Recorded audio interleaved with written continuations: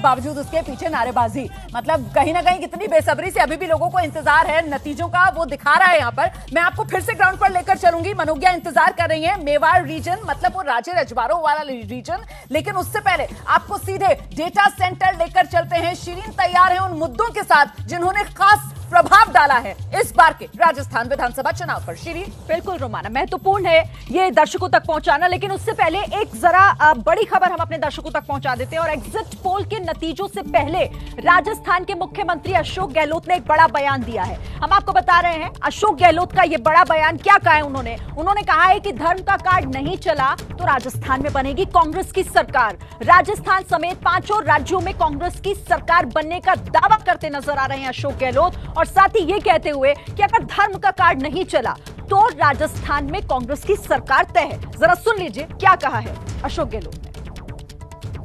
देखिए, exit poll कुछ भी आए, सरकार कांग्रेस की बन रही है राजस्थान के अंदर। 5 राज्यों में बीजेपी कहीं नहीं आ रही है। योगी जी महाराज बोलते जानते क्या बोलते थे, तो ये एक प्रकार से भड़काने वाली बातें भी करते थे धर्म के नाम पे भी। लगता है कि अगर वो चल गया इनका तो अलग बात है, पर परसेप्शन है वो चला नहीं, इनका नहीं चला तो हम सरकार बनाएंगे। तो सुना आपने, कह रहे हैं कि धर्म का कार्ड चल गया तो बात अलग है, लेकिन अगर नहीं चला तो राजस्थान में सरकार बनना तय है। यानी वो कह रहे हैं कि इस बार रिवाज बदलेगा। बहरहाल चलिए अब आपको बता देते हैं राजस्थान के कुछ दिलचस्प आंकड़े। राजस्थान में देखिए मुद्दे इस बार क्या क्या रहे। राजस्थान के चुनावी मुद्दे, लाल डायरी का मुद्दा कितना गूंजा आप जानते हैं। ईडी की रेड, जिसे कांग्रेस ने कहा कि हमारे खिलाफ इस्तेमाल किया जा रहा है। गहलोत वर्सेस पायलट, महिला सुरक्षा का मुद्दा और बीजेपी का सीएम फेस, ये भी एक बड़ा मुद्दा। और लगातार कांग्रेस ने यह कहा कि भाई आप चेहरा तो लाइए, आपके पास तो चेहरा ही नहीं है। तो ये राजस्थान के मुद्दे रहे इस बार चुनाव के दौरान, जिसको लेकर राजनीतिक पार्टियों ने ये अपने हर रैली में जाकर इसका जिक्र जरूर किया। रोमाना आपके पास आते हैं फिर से, और मैं सीधे दर्शकों को ग्राउंड पर लेकर चलूंगी। मनोज्ञा तैयार हैं उदयपुर इलाके से। जरा जान लेते हैं मनोज्ञा से, ये मेवाड़ रीजन में किसकी दहाड़ सुनाई पड़ रही है। मनोज्ञा, बात कीजिए लोगों से। खमा घड़ी रोमाना और सभी को स्टूडियो में और सारे व्यूअर्स को, क्योंकि आज मैं हूं पैसिफिक यूनिवर्सिटी में। 25 साल पहले ये बनी है, लेकिन उदयपुर के इतिहास में यूनिवर्सिटीज और इसको कैसे, इस पूरे इलाके को यानी कि इस रजवाड़े को कैसे युवाओं के साथ जोड़ा गया है, इसकी साक्षी रही है। पूछते हैं यहीं पर छात्रों टीचर्स से, वोट तो कर दिया, कौन जीतेगा और क्यों? बीजेपी सरकार ही जीतेगी। क्यों? मुझे लगता है कि जो हम हर एक नागरिक की आशाएं होती हैं अगली सरकार से, आगामी सरकार से, वो आशाएं वो सरकार पूरी करे। मेन मुद्दे आई थिंक रोजगार, शिक्षा और स्वास्थ्य हैं। क्या मुद्दे रहेंगे सबसे ज्यादा इस बार? क्या मेरे लिए एक ही मुद्दा है मैडम, क्राइम अगेंस्ट वुमेन। एक तो क्राइम, ऊपर से crime against women Rajasthan top पे है। रिपोर्टेड केसेस हैं नो डाउट, पर फिर भी टॉप पर है। इसके लिए डेफिनेटली इस गवर्नमेंट को हम लोग को हटाएंगे। महिलाओं को रिझाने की बहुत कोशिश की गई है, महिला वोटर के लिए इतनी सारी स्कीम्स। आपने किस मुद्दे पे वोट किया? जी, मैं अपने आने वाली सरकार से चाहती हूँ कि ट्रांसपोर्ट फैसिलिटीज़ को अच्छा करे। बसेस के लिए बस में वुमेन्स के लिए अलग से सीट रिजर्व करे, जैसे कि हमारे सर ने कहा बस है, लेकिन वो इतनी नहीं है, हमें काफ़ी घंटों वेट करना पड़ता है। अपने कॉलेज से आने में हमें टाइम लग जाता है। इसके आपके लिए क्या?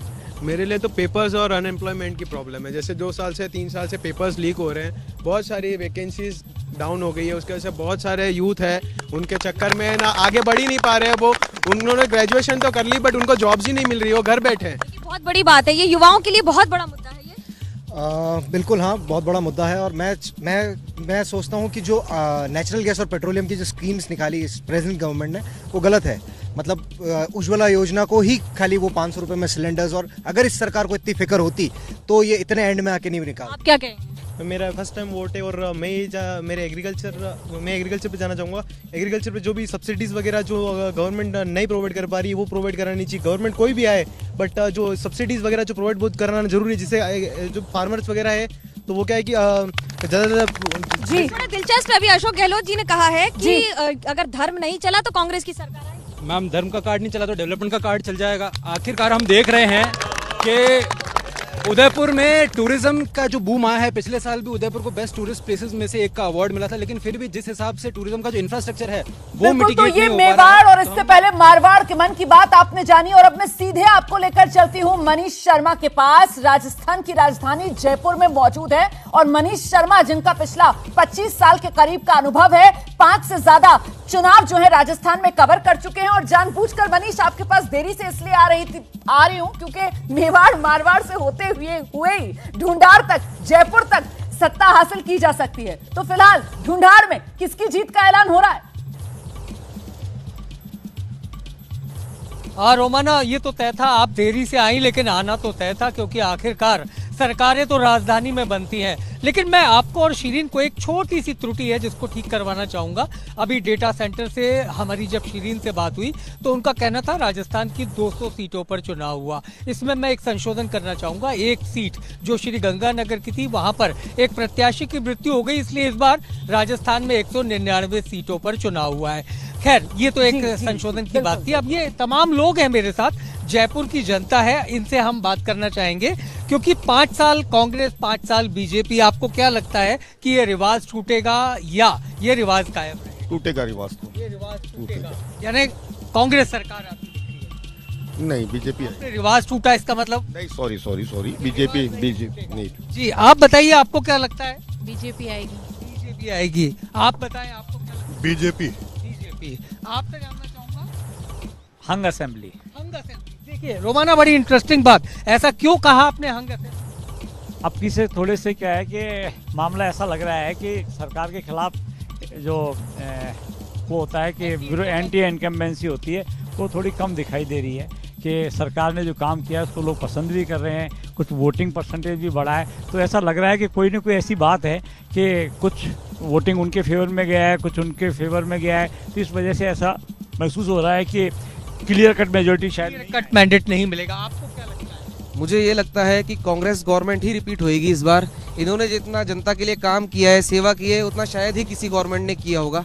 अगर इतनी मेहनत करने के बाद भी रिवाज कायम रहता है सरकार बदलने का, तो फिर इससे वे लोगों से खफा रहेंगे। बहुत इंटरेस्टिंग। आपसे जानना चाहूंगा, आपको क्या लगता है? बीजेपी। आप भी बताएं। कांग्रेस। तो रोमाना, अलग अलग लोगों की, आपसे भी जानना चाहूंगा। बीजेपी। तो ये अलग अलग लोगों की प्रतिक्रिया है और इसकी वजह मैं आपको बताता हूँ रोमाना। और अभी आपने मुख्यमंत्री अशोक गहलोत का जो बयान सुनाया था उसी के रेफरेंस में, क्योंकि अशोक गहलोत ऐसा इसलिए कह रहे हैं कि राजस्थान में इस बार पिछले बार से ज्यादा वोटिंग हुई है, और ऐसे में इनको डर है कि अगर बीजेपी का ये हिंदुत्व कार्ड चल गया तो ऐसे में सरकार बीजेपी की बनती दिख रही है। लेकिन जैसा भी आपने लोगों से सुना, उनका ये भी कहना है सरकार ने कामकाज बहुत अच्छा किया, और अगर इन्हीं गारंटियों पर वोट पड़ा तो यकीन मानिए फिर मुकाबला फंस सकता है।